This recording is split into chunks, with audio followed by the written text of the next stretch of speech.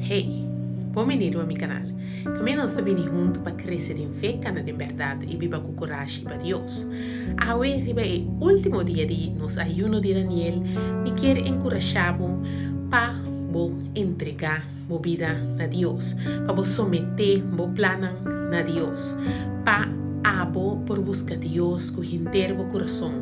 Permitir que não somente tenha último 21 dias aqui que nós ayuna ou a busca Deus consistentemente e continuamente, pero laga ko esa que te vira costumbre ku bota lanta mehinta e bota papia com Deus, bota lesa a palavra, bota busca Deus em todo momento, toda hora, que bota ter conta com Deus em tudo o qual que bota hasi.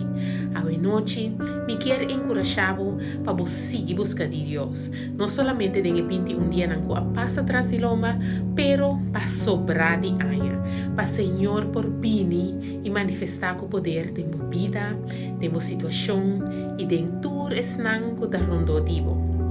Me quero encorajar para você seguir busca de Deus, seguir entregar o plano em Deus humano, seguir permitir Senhor dentro de meu coração e viva continuamente.